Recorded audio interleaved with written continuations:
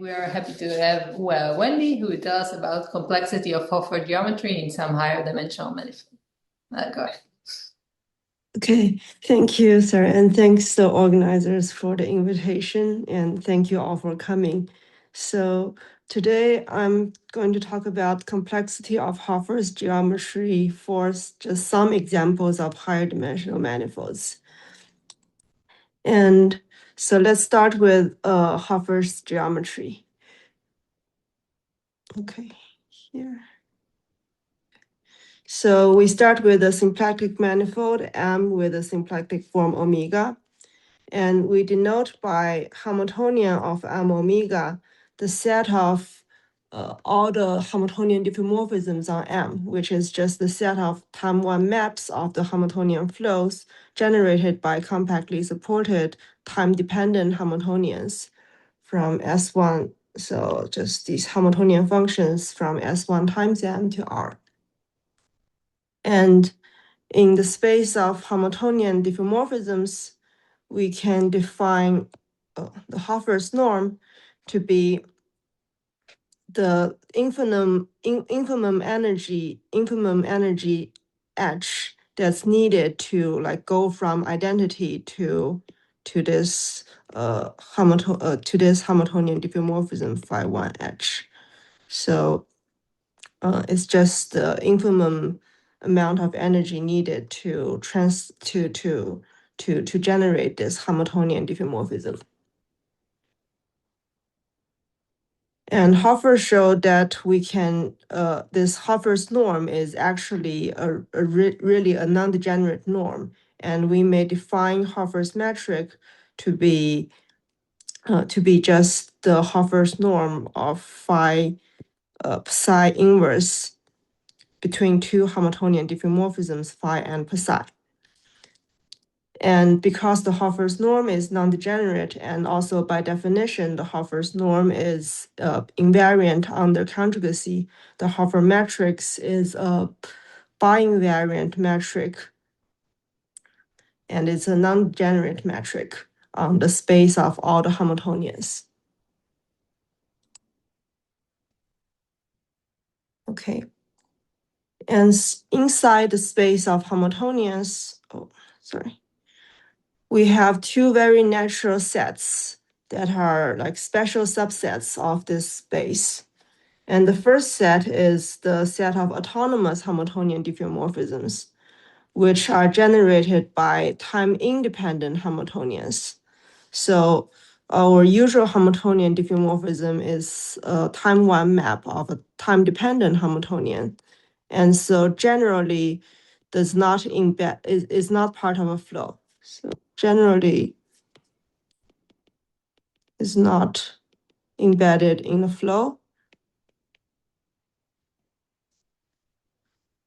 But autonomous Hamiltonian diffeomorphism, they are generated by time-independent Hamiltonians. So we always have phi s plus t of x is equal to phi s of x, phi s of phi t of x. So these are the Hamiltonians that embed inside the flow. And another special type of Hamiltonians is the Hamiltonians that are kth power of another Hamiltonians.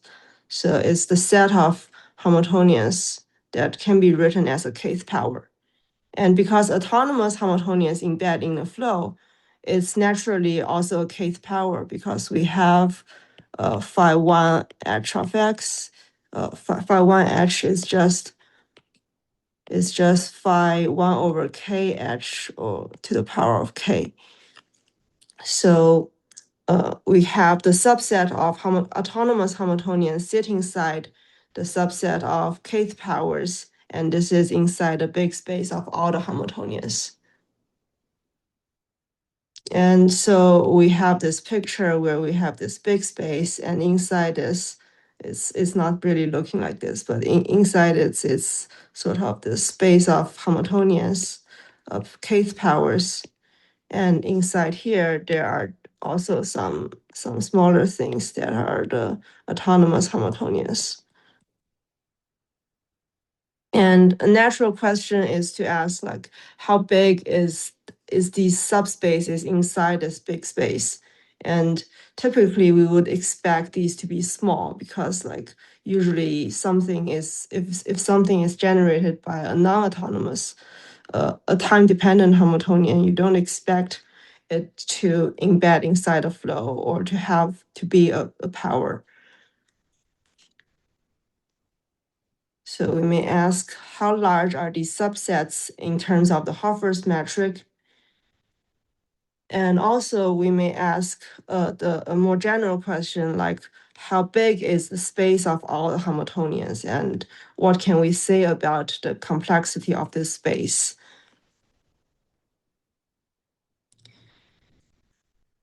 Okay. And to answer question 1, how big is the space of Hamiltonians, and how big are the subsets of the of the autonomous Hamiltonians and the kth powers in the space of Hamiltonian metric, in the space of Hamiltonian diffeomorphisms in terms of Hofer's metric? A first answer is non-autonomous Hamiltonians are dense in the space. And this was proved by Polterovich and Shelukhin for closed aspherical symplectic manifolds in 2016. And it's later generalized to general closed and convex symplectic manifolds by Sugimoto in 2019. So non-autonomous or non-case non-autonomous Hamiltonians are dense, and autonomous Hamiltonians, they are not containing any open sets. However, this doesn't really tell you, like, the scale of the scale of the space of the set of non-autonomous Hamiltonians. And a second answer is together with the first answer appeared in the paper of Polterovich and Shelukhin in 2016. And for many surfaces and their products, they showed that inside this set of Hamiltonians,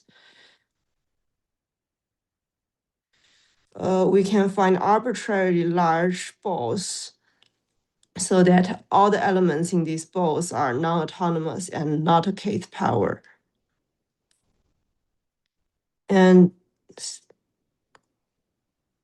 the construction was given by, like, finding a set of maps Fn, like, which are the centers of these balls. So such that the Hofer distance between Fn and the set of kth powers are convergent to infinity as n goes to infinity. And this was proved first for surfaces of genus larger than or equal to 4, and also for their product with another aspherical manifold by Polterovich and Shelukhin in 2016. And this was later generalized by Polterovich, Shelukhin, and just Stosivjavik and Zhijing to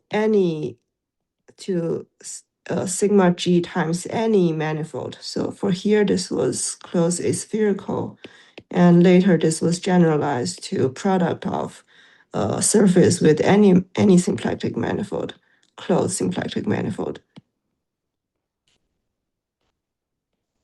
And later, Chor showed that the genus bound, this was for G larger than or equal to 4, but in 2014, Chor also generalized this to genus G larger than or equal to 2.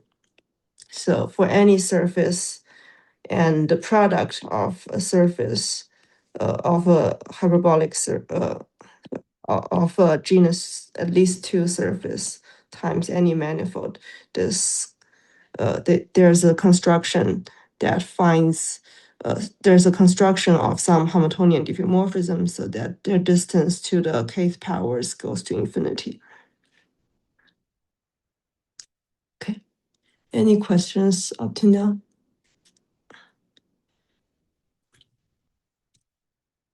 Okay, so another question to ask is, how large is the space of Hamiltonian diffeomorphisms?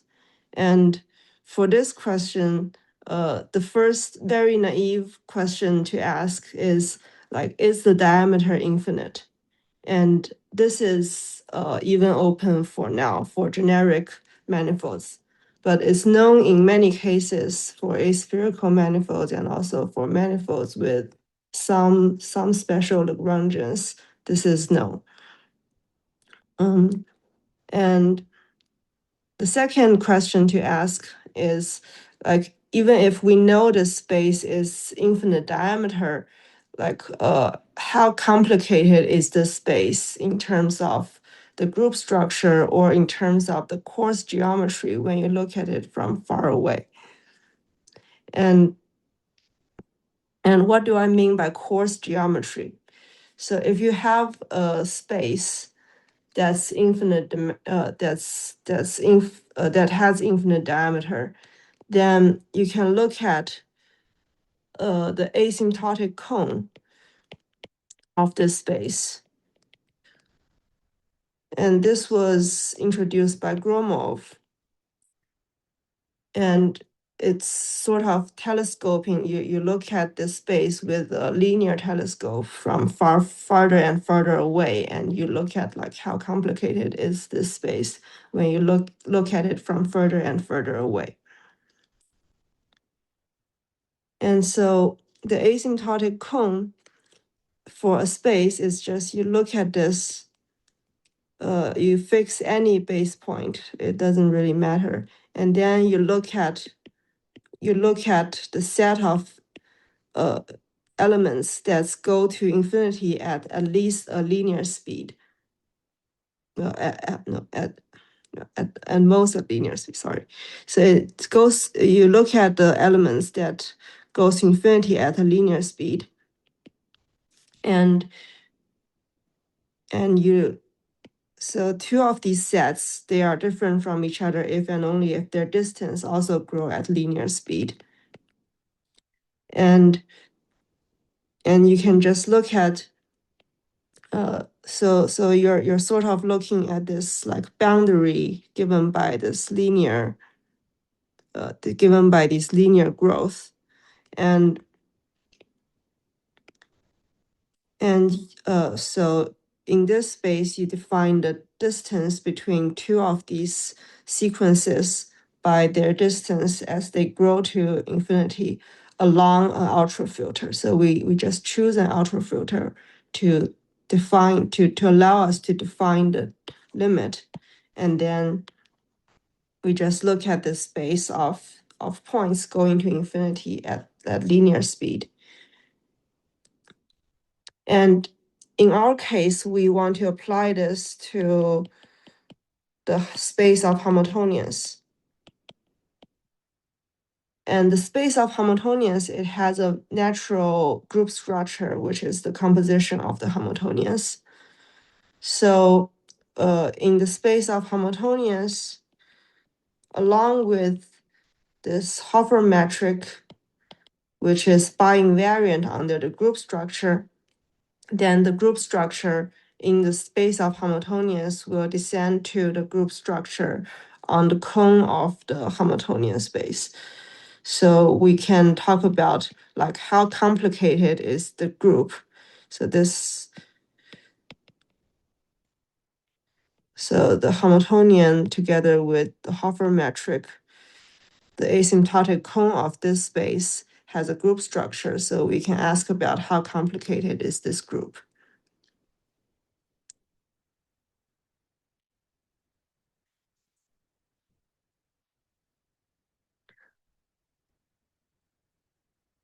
And for the examples, M equals to a product of a high genus surface times any closed aspherical manifold. A 10-authored paper by Álvarez-Gavela and other authors, they showed that there exists a free group embedded into the asymptotic cone of the space of Hamiltonians for any ultrafilter. And so they show this by showing that, so more precisely, so there exists a map from this free group to the space of, so maybe a family of maps, tau n, from the free group to the space of Hamiltonians.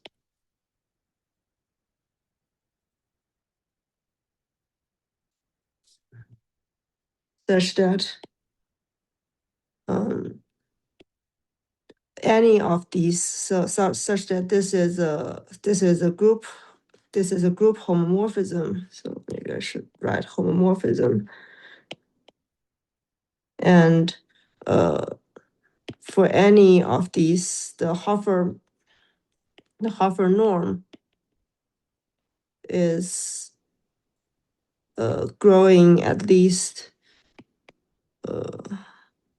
linearly. So this family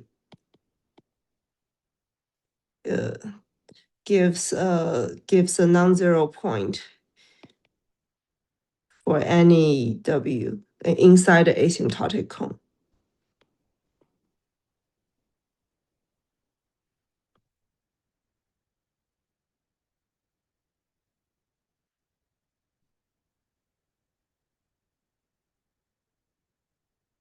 And so once you get this construction, then this shows that we have, so this tau n gives a group embedding from F2 to the set of elements tau n W. And so this becomes the free group embedding into the asymptotic cone. And later, Chor also extended this to surfaces sigma g, or also the power sigma g times m for genus 2 and 3.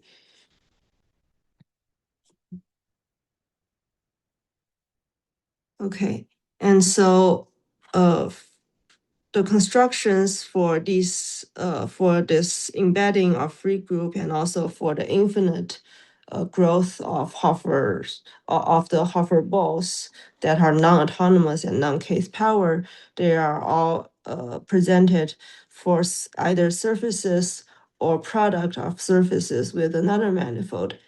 And in this talk, I want to give some results on extending this to other types of higher dimensional manifolds.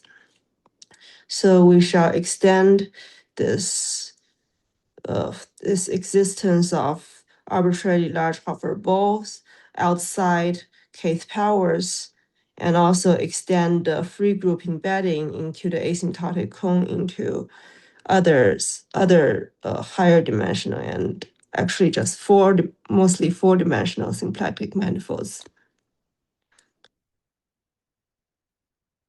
Okay.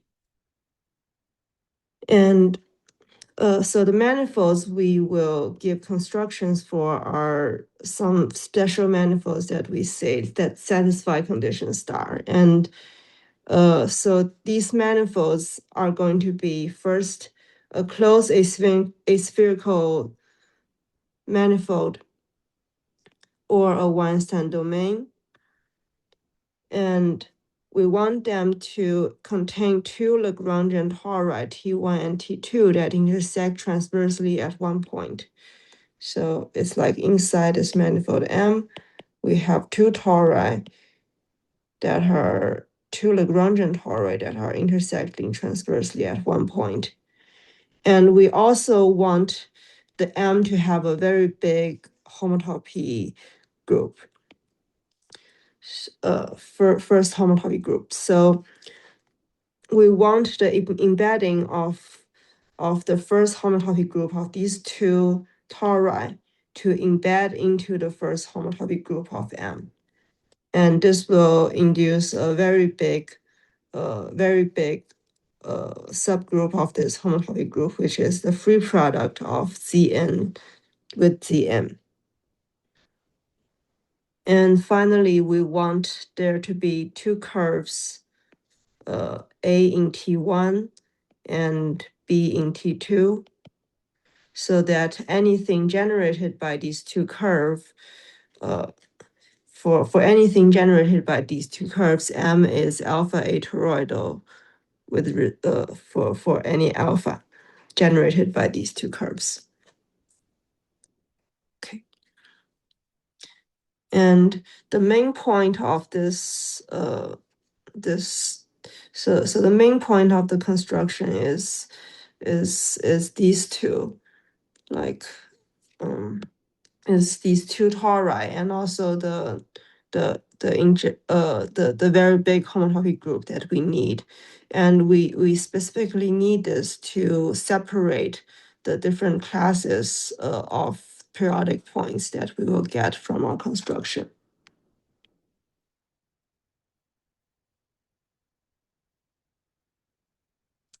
Okay. And so examples of such manifolds include first our toy model, our model manifold, which is just a plumbing of two symplectic, two cotangent bundles of tori. So if we just have two tori, cotangent bundle of two tori, plumbed together at one point, then we just take T1 and T2 to be these two tori. And we have pi1 of M is just equal to the free product of the of these two tori. So we have this is exactly Zn free product with Zn.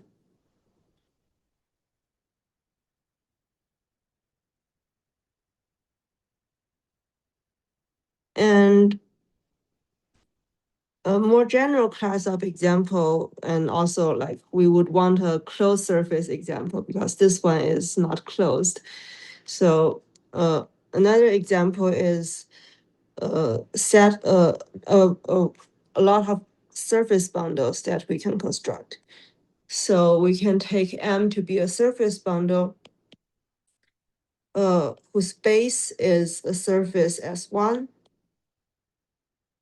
So this is the base, and the fibers is another surface S2, and they do not have to have the same genus.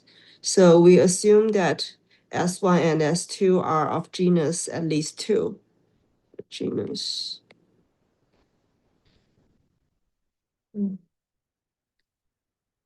And we just take the symplectic form to be the, like, you pull the symplectic form here back to M, and also you can take the symplectic form over here if you ask all the gluing of the fibers to be symplectic. So we take psi to be the monodromy, which is just how we glue these fibers together. So like if we have a base point here, and for any curve inside S1, we would want a way of gluing these fibers in this point. And so we just have this map psi that maps every curve in S1. So pi1 of S1 to symplectomorphisms on S2, so that all the gluings preserve the symplectic forms. And we don't have the existence of Lagrangian tori for all psi. So we will construct our psi so that we can find a curve A0 in S1, so that psi the way of gluing preserves one curve that's C. So this is C in S2. And then this shows that S1, so A0, sorry.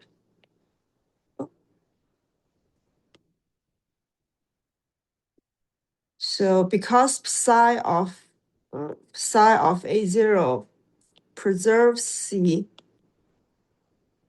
of C equals to C, this shows that A0 and C, they generate a tori T1 inside the manifold M. And we also ask that we have another curve, maybe B over here, B0 over here, so that B0 also preserves a curve D inside S2.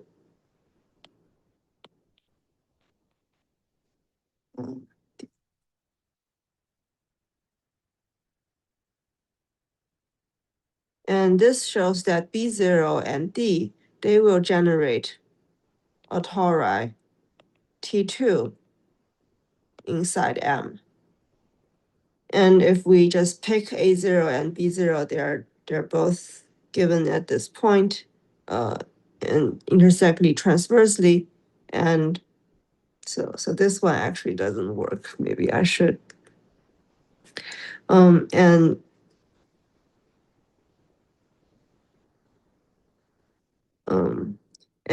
C0 and D also intersect transversely in S2, then T1 and T2 will be two Lagrangian tori that intersect transversely at one point. And as long as we have this construction, then most of the psi's that have these two tori will satisfy the condition that will also satisfy the condition that we have a very big subgroup. So for most psi's, we will get psi of pi 1 of T. So we'll get pi 1 of T1 union T2 will be injective inside pi 1 of the whole manifold. And for example, if we take psi so that psi of A0 have to be reductive because it have to preserve this curve C. But if psi of A0 is pseudo-anosov outside this curve C, and psi of B0 is pseudo-anosov outside this curve D, then we can prove that this actually holds. Okay, so for the surface bundles examples, it's sort of if we have these two Lagrangian tori that intersect at one point, then for most of the constructions, we will have this large homotopy group condition. And the aspherical and atoroidal conditions are like natural by the construction of the surface bundle.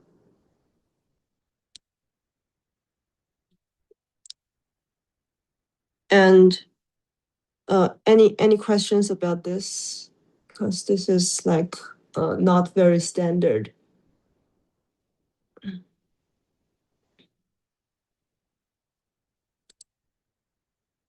Okay, so once we have the surface bundle example, we can build some other examples by carrying out Latinger surgery on the surface bundle examples away from our T1 and T2. And also we can do symplectic sum of surface bundle examples with other surface bundles or with other manifolds away from T1 and T2. And so for these examples, we have to be careful how we glue things. So the simplex, so the first homotopy group does not disappear.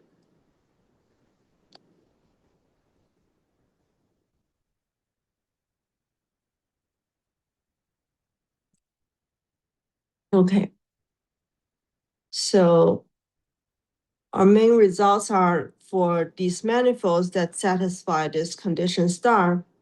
Then we have this infinite growth of Hofer balls away from kth powers inside the space of Hofer matrix. So we can build a sequence of Fn so that inside the space of Hamiltonians, the balls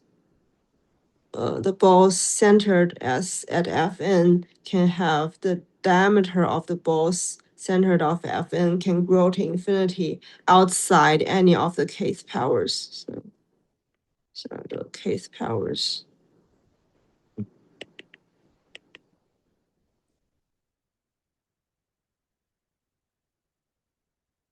And because autonomous diffeomorphisms are autonomous Hamiltonians are part of the kth powers, this also shows that the distance from Fn to the set of autonomous Hamiltonians also goes to infinity. And so it's showing we have arbitrarily large balls that are non-powers and non-autonomous in the Hofer's metric.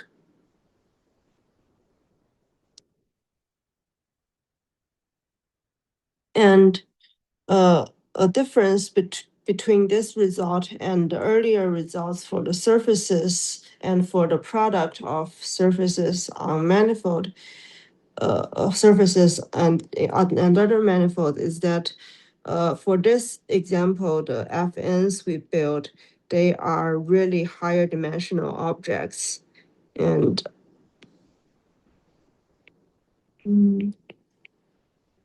And inside and for the earlier work, so let me switch a page. So in earlier results,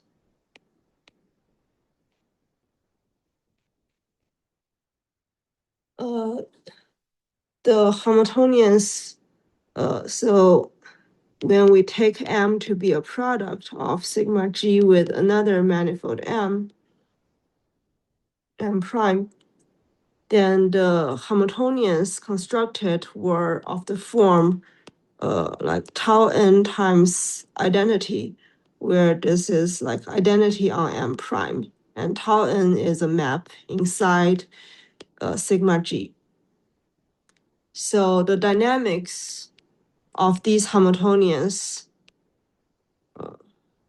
are restricted to the first component, sigma G. And for our construction, we use M to be a surface bundle or some other examples that are not powers themselves.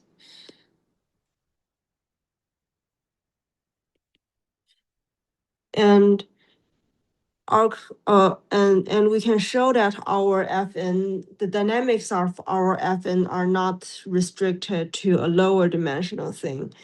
And we can actually have a very good description of the periodic orbits of the Fn's that we construct. So Fn is sort of higher dimensional.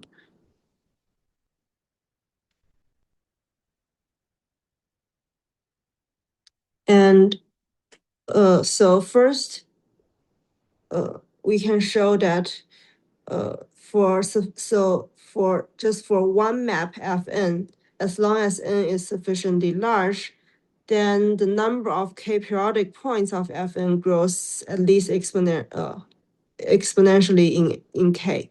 So we have lambda to the power of k many periodic points for Fn to the power of k, fixed points for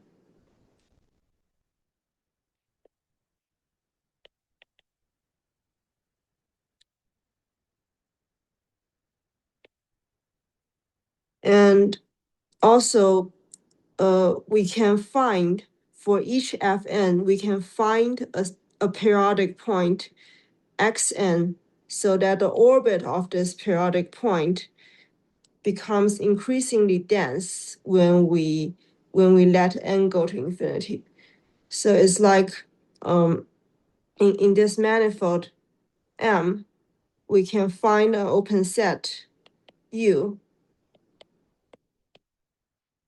which is the same dimension, so that as n goes to and for each n we can find a periodic point xn so that the orbit of Fn xn they will get arbitrarily dense as we vary the n. So in particular, like another way to state this is for any open subset U V of U, there exists some n larger than 0, so that for any n larger than n, this orbit intersect with U will not be empty.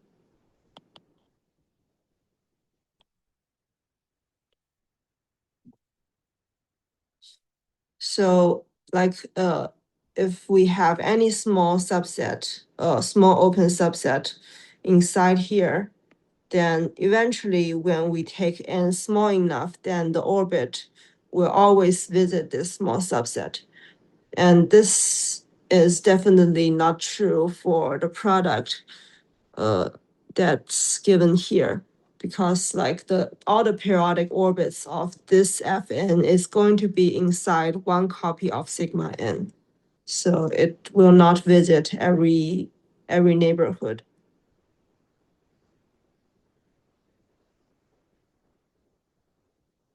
Okay.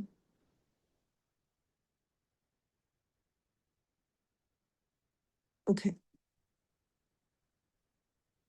And we also give a similar result to the free group embedding for the case of surfaces. So for manifolds that satisfy our condition star, and for any non-principal ultrafilter, then there exists a group embedding from F2 to the space of to the asymptotic cone of the space of Hamiltonians of M.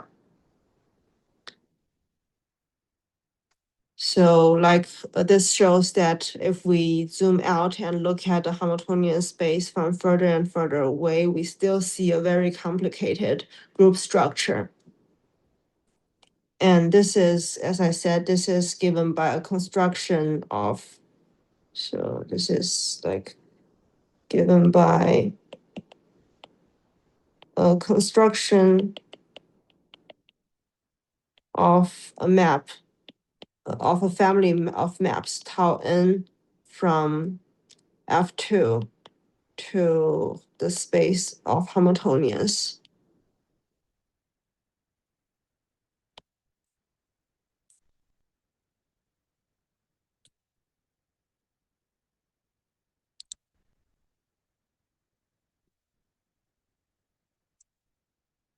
Okay. So these are the main results I want to talk about. And I will next present the construction and the proof strategy, which is like counting the periodic orbits and then using the FLIR information to get the Hofer bound. Okay, so any questions up to now?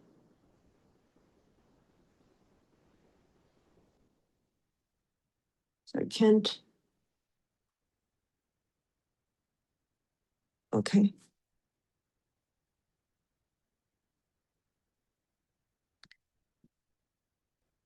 Okay, so let me first talk about how we construct this the Fn's and also the tau n's. So we have these two we have these two Lagrangian tori T1 and T2 inside M.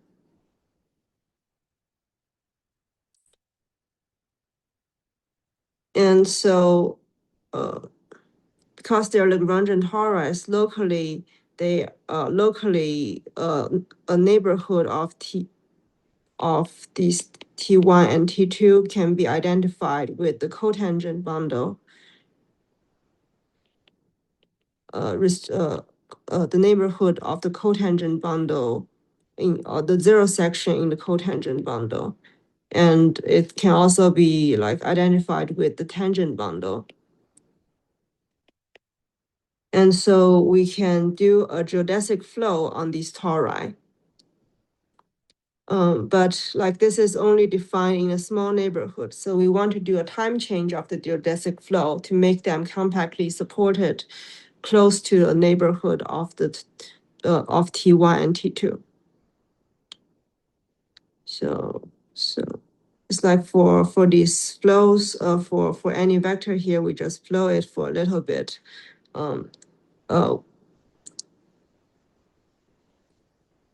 And so if we have any word W in F2, then if W is equal to like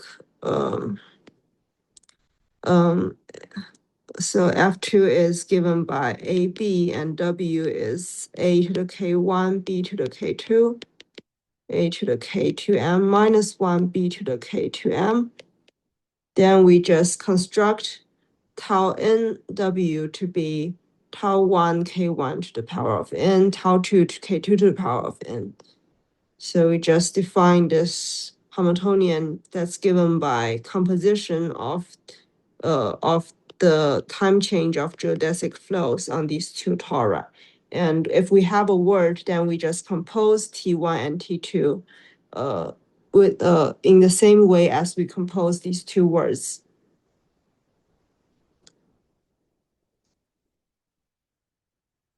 Okay, and we want to show that these things.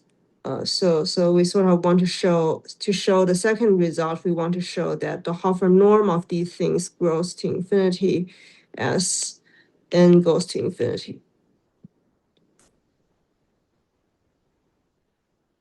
And to prove these bounds on the Hofer's norm, we analyze the periodic orbits of this map. And we also compute the actions of these different orbits, and we also compute the Koenig-Zander indices. And as I said, generally these maps will have exponential growth of periodic points. And if you have exponential growth of periodic points and the action is bounded, you don't expect to get action differences. So to get actual action difference, we need to separate these different periodic orbits into different classes given by the homotopy class that this periodic orbit is in. So we use this condition star, which especially the part that we have this big homotopy group Zn, free product of Zn inside this pi 1 of M. We use this to give us sufficiently many homotopy classes so that inside each homotopy class, we can find only finitely many periodic points. And then we can get the action difference that we want.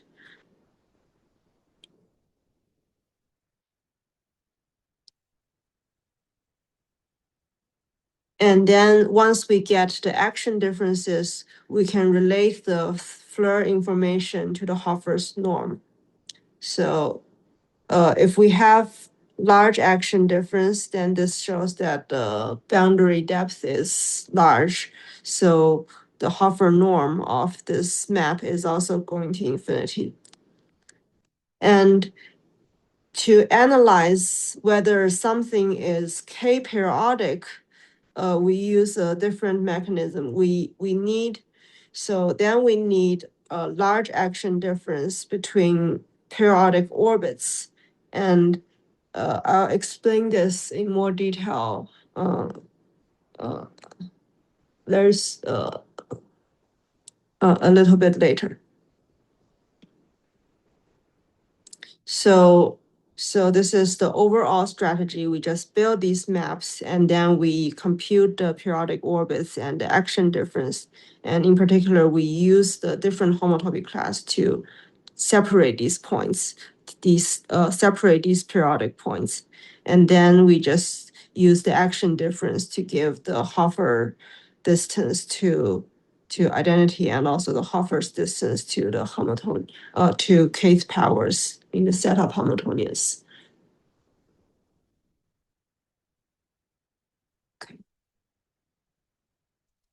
Okay, so now let me briefly talk about which Floer homology I'm using. So I'm just taking, we fix a class alpha. And then if M is alpha atoroidal, we can talk about the periodic points, the Floer homology generated by periodic points in this class alpha. So we fix a non-trivial class alpha.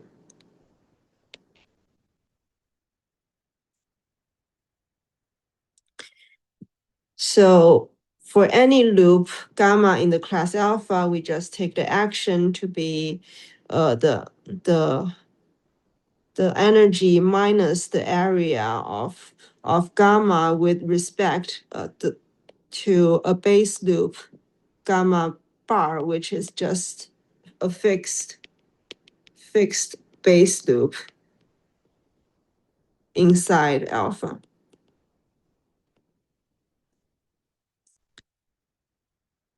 And we just take the Floer chain complex to be, to be generated over Z over 2Z, to be the chain complex generated over Z over 2Z by the periodic orbits of phi, by the fixed points of phi 1h, whose periodic orbit is inside the class alpha. Fixed points. So there are also like one periodic orbits of this flow, phi t of h.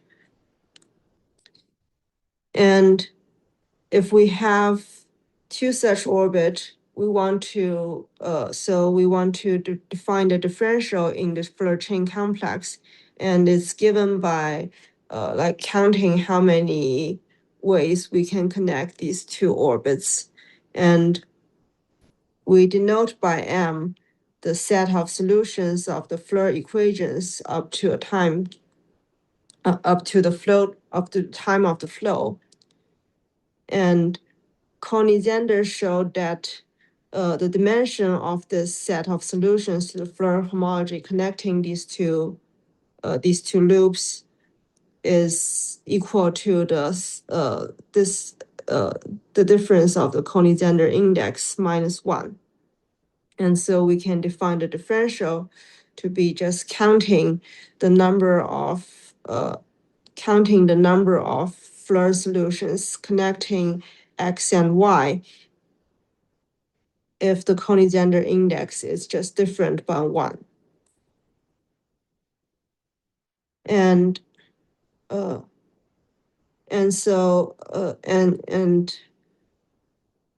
Floer showed, and this is equal to identity.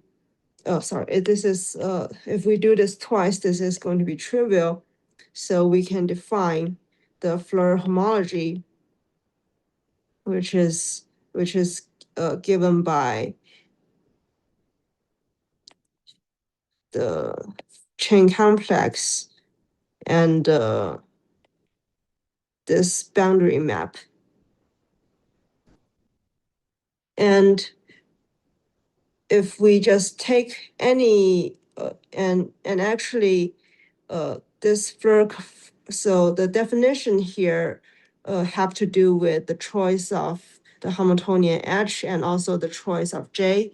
But in fact, if we just take the Floer homology of the whole in the whole manifold for the whole action window, the Floer homology is going to be trivial. It's not going to depend on H and J. And so if we just pick a small H, we can show that this is actually trivial if alpha is non-trivial. So it doesn't really give you any information. However, if we restrict to an action window,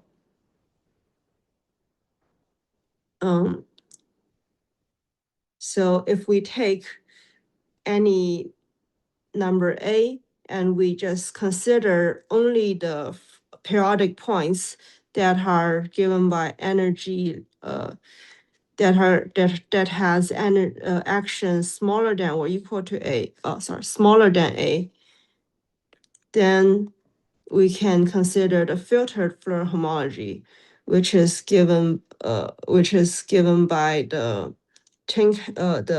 periodic points up to a finite action. And because the differential preserves this filtration, we can define the Floer homology of for the periodic points whose action is inside an action window. So it's just given by this and together with the differential.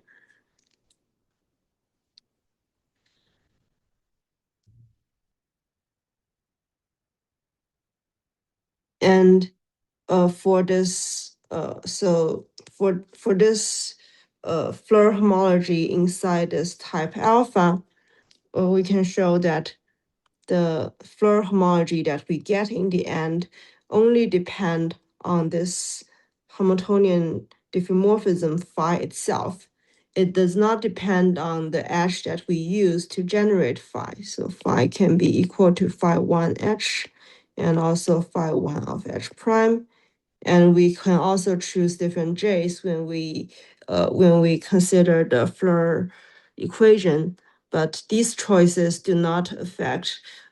If we take different choices, it's going to give us isomorphic homotopy groups in the end. So we can have a well-defined Floer homology that's only given by the Hamiltonian diffeomorphism phi. And if we have, once we have this Floer homology, we can look at the sort of the dimension of this Floer homology at every for every AB. And the dimension sort of doesn't change when you move along A, as long as you don't cross over the energy level of a periodic point. And when you cross over that, the dimension will change. And so we can draw a barcode given by the sort of the Floer homology, which records the birth and death of the Floer homology classes. So when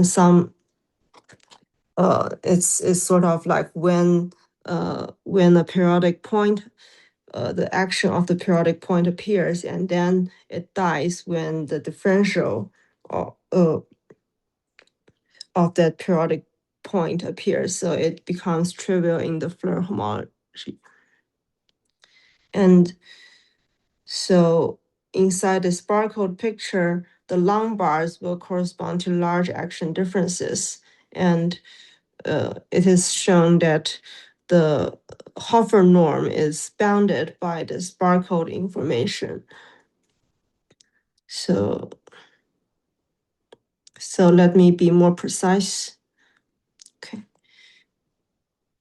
So given a Hamiltonian H, we can define the boundary depth of H to be the infimum, to be the longest bar. So the sort of the small the longest action difference that's given by the birth of X and then the death of. So it's sort of you have this Y and it's coming from and okay, so it's just the longest bar that's inside the barcode given by the Floer. Longest finite length bar that's given by the barcode given by the Floer homology. And because the Floer homology does not depend on the Hamiltonian edge, it just depends on phi itself. So we can also like define the boundary depths just with respect to phi. And this gives a lower bound of the Hofer norm of a Hamiltonian diffeomorphism. So if we want to bound the Hofer norm of a Hamiltonian diffeomorphism, we only need to bound the action difference between a periodic point and its preimage.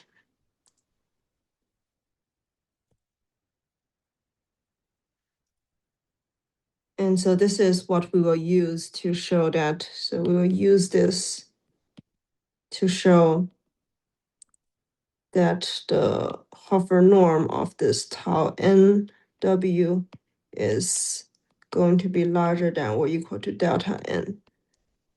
And we will just show that we can find some periodic orbits so that the action difference between this periodic orbit and anything of Conizender index with anything whose Conizender index differ by 1 is going to be bounded below by this.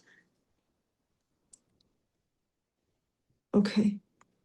And another thing we wanted was to find, to relate the action difference to the distance from the Floer homology, to the distance from a Hamiltonian diffeomorphism to the kth power.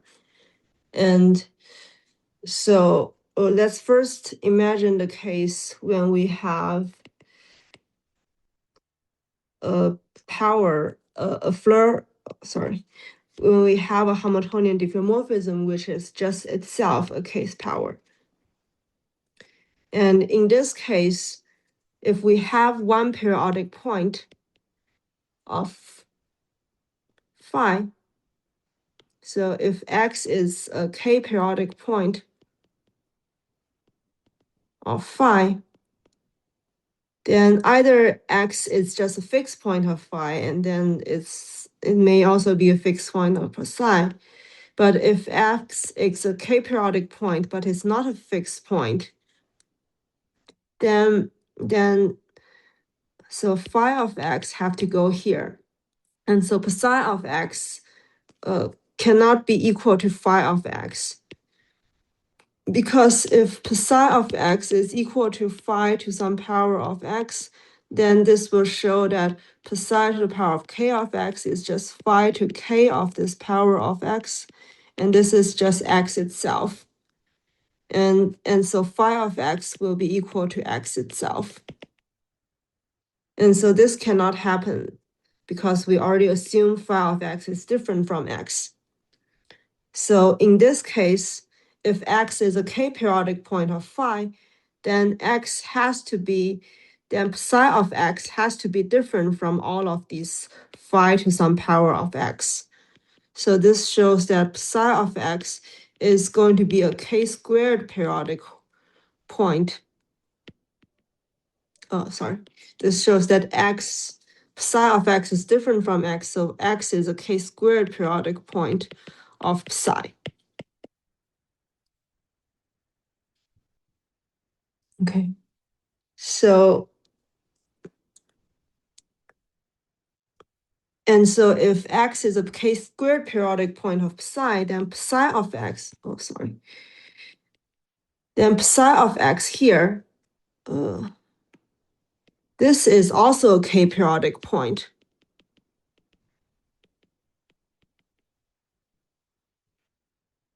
of phi. And also psi to any power.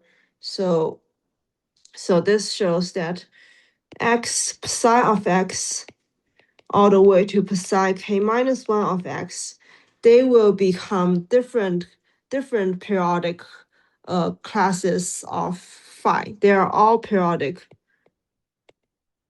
They're all k-periodic for phi, and they are different classes. They are different. So the periodic orbit of these points, so are different. They are starting at different points. And so if phi is a power, then all the k-periodic orbits that are not trivial are going to come in groups of k. So if we have a periodic orbit that's not coming in groups of k, then it's not going to be then it shows that phi is not a case power of any Hamiltonian diffeomorphisms. So, and to say how far is a Hamiltonian diffeomorphism away from this, we can look at the action difference. Because if phi is actually a power of psi, then all of these periodic orbits, they will have the same action. So if we have a periodic orbit whose action is different from other periodic orbits by amount, then we can bound the distance between this Hamiltonian diffeomorphism and any Hamiltonian that is a case power by this bound. So we shall use this statement that relate the action difference with the distance of Hamiltonian diffeomorphism. And this was originally from Polterovich and Shelukhin in 2016. So if we have a Hamiltonian, then we take the kth power of this Hamiltonian. So we want to look at the k-periodic point. So we look at the fixed point of the kth power of phi.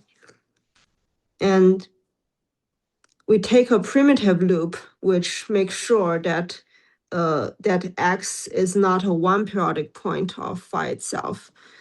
So if we take a primitive loop and we take a prime number k,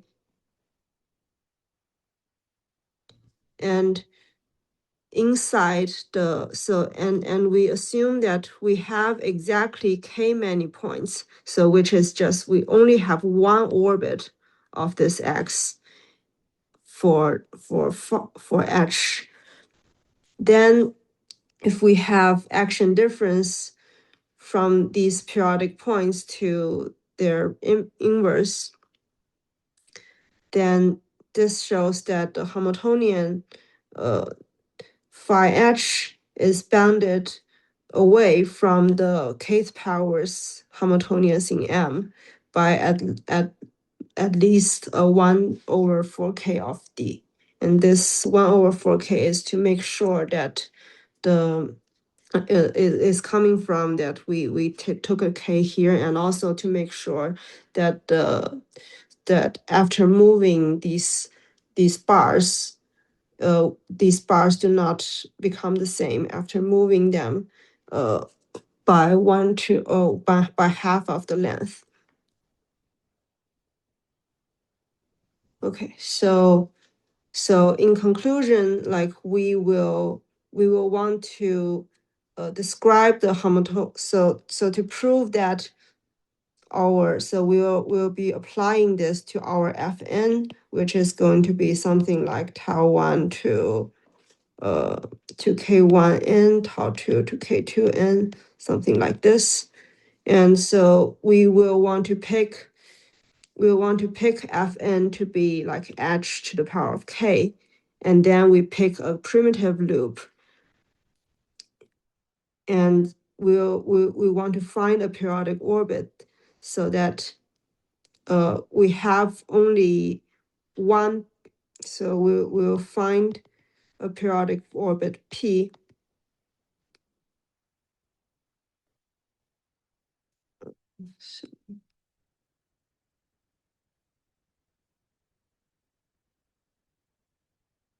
So, or maybe this is the same as K fixed points of this Fn, so that the action difference between these fixed points and their pre-image is bounded below.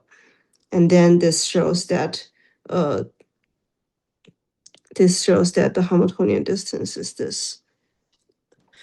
The Hofer distance is this. And the point is here, we are going to find exactly K many fixed points. So it has to be like in this example, it has to be, so we only have these many points inside the for Fn. So it cannot be a power. Okay. Oh, I'm already going over time, so I'll just wrap this up. So we define the Hamiltonian diffeomorphisms to be this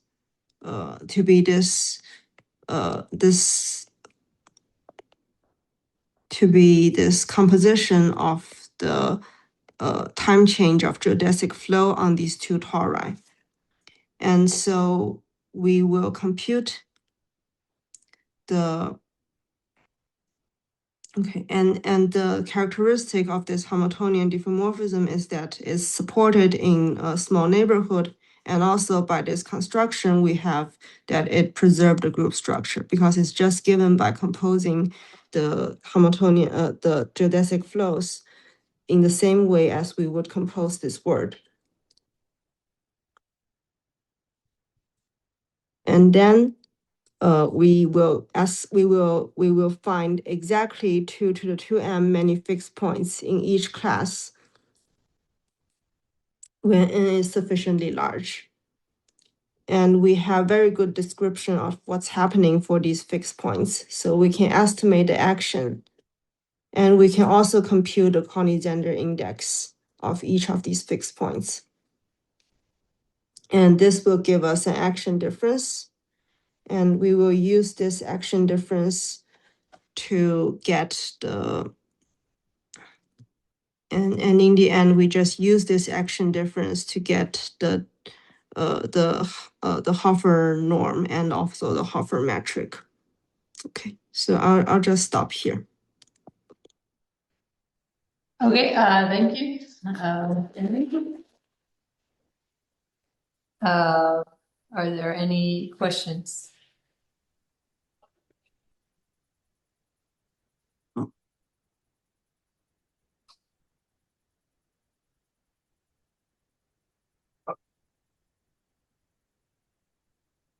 Maybe I have a question. So, if instead of so let's think about dimension 4 of symplectic manifold, right?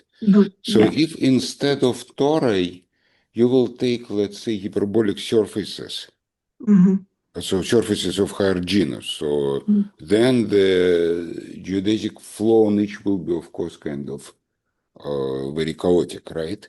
Can you push the construction in this case to the plumbing, let's say, of two such things? I think it's possible, but so the computation that I have for now doesn't readily work, but I think it's highly possible. And can you say I would expect this to be true. Yeah, so indeed, apropos the computation, so the system is complicated enough so that you cannot do precise calculation, right? Yeah. So how you are dealing with this? I proved the sort of the fixed points by proving that if you so sort of the map is going to be expanding in a small region in the end, and that property is I think is it's probably also true for hyperbolic things, but there's only one problem. Like for hyperbolic geodesics, you have one direction of contraction. Mm-hmm. In the flat case, you do not have any contraction. So when you go back and you go in the other direction, you will get some expansion in the end. But for the hyperbolic case, you have one direction of contraction. And with that if you're very unlucky and go to that contraction direction, then the whole thing might not be expanding in the end. But it's very unlikely. So maybe some other way will rule this out. I see. Thank you. Mm-hmm.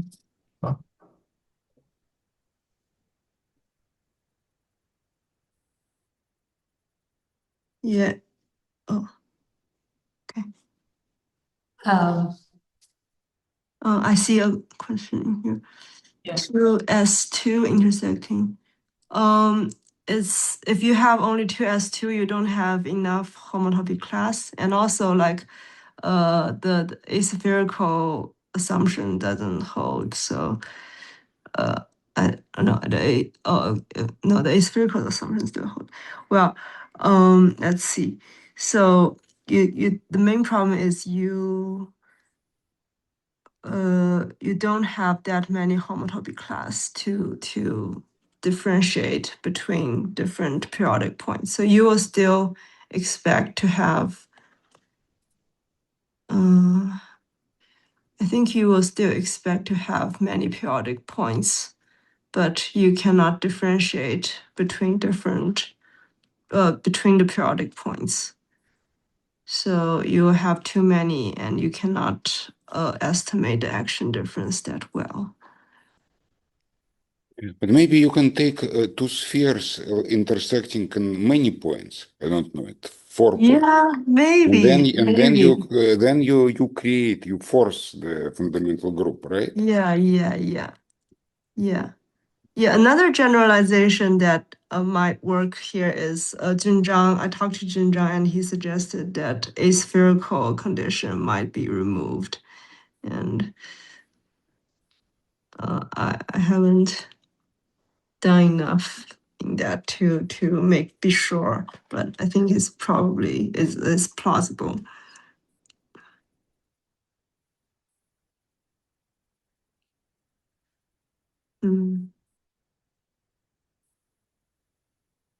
So is there manifolds that are Ham is expectedly simple or small, like that you cannot embed? Is there such examples that you cannot embed, say, the free? So if you have, for example, like if you have, I was talking about semi-direct product of surfaces. If you just have a direct product of surfaces, then you don't have a free group like that anymore. So then the homotopy class is going to be the product of the two homotopy class. So you don't get that free group. I think the assumption is not essential. You need a lot of homotopy class. It's essential for my construction, but I think it's perhaps not essential for this problem in general.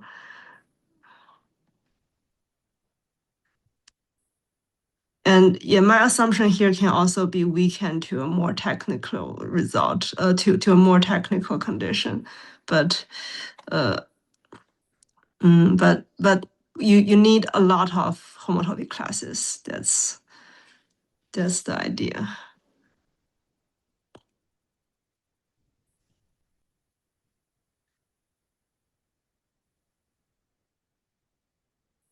But so there are no results in the other direction that for some manifold you cannot embed free group into asymptotic cones, like in F.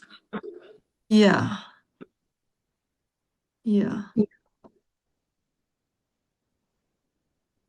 Thanks. Yeah.